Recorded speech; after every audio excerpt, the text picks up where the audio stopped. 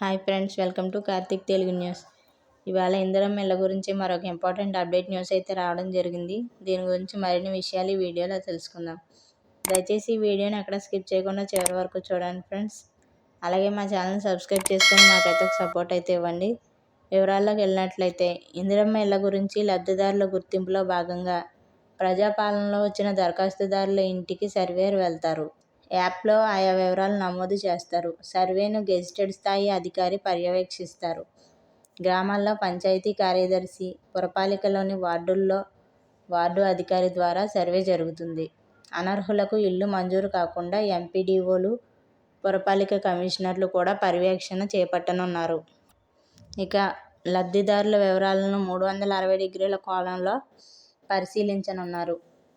ఇందిరమ్మ ఇళ్లలో ఎవరైనా అనర్హులు ఎంపికైతే సులువుగా ఈ మార్గంలో గుర్తించవచ్చని, ఇందులో 3 లేదా 4 చక్రాల వాహనాలున్న కుటుంబాలు, వ్యవసాయ యాంత్రిక పరికరాలు ఉన్న కుటుంబాలు, ప్రభుత్వ ఉద్యోగి ఉన్న కుటుంబాలు, ఆస్తి పన్ను చెల్లిస్తున్నవారు, ఇతర పథకాల ద్వారా గతంలో ఇల్లు మంజూరైన కుటుంబాలను 360 డిగ్రీల సమాచారంతో వివరాలు తీసుకుంటున్నారు.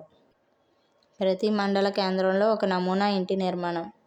రాష్ట్ర ప్రభుత్వం మొదటి విడతలో ప్రతి నియోజకవర్గానికి 3,500 ఇళ్లను అందించనుంది. అయితే రాష్ట్రంలో మొత్తం గరిష్టంగా 4.50 లక్షల ఇళ్లను అందించాలనే లక్ష్యాన్ని నిర్దేశించుకుంది. ఇక ఇంటి నిర్మాణానికి కనీసం 400 చదరపు అడుగులు ఉండాలని, ఆ ప్రకారం నమూనాతో ప్రతి మండల కేంద్రంలో ఓ ఇల్లు నిర్మించడానికి అధికారులు ఏర్పాట్లు చేస్తున్నారు. నమూనా ప్రకారం ఇల్లు ఏ విధంగా ఉంటుందో లబ్ధిదారులు పరిశీలించి నిర్మించుకోవడానికి వీలుంటుందని ప్రభుత్వం భావిస్తోంది.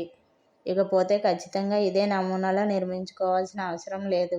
అయితే పేదలు ప్రభుత్వం ఇచ్చే సొమ్ముతోనే ఇల్లు నిర్మించుకునేందుకు ఈ నమూనా ఉపయోగపడుతుంది. ఇకపోతే 400 చదరపు అడుగుల కంటే అధికంగా స్థలం ఉన్నవారు ప్రభుత్వం ఇచ్చే డబ్బులతో పాటు అదనంగా ఖర్చు చేసి తమకు నచ్చినట్లు నిర్మించుకోవాలని, ఇంటి నిర్మాణంలో 2 గదులు, వంటగది, బాత్రూమ్ మాత్రమే ఉండాలని అధికారులు తెలిపారు. సో ఫ్రెండ్స్, ఇదే update news. Thank you friends. Thanks for watching this video.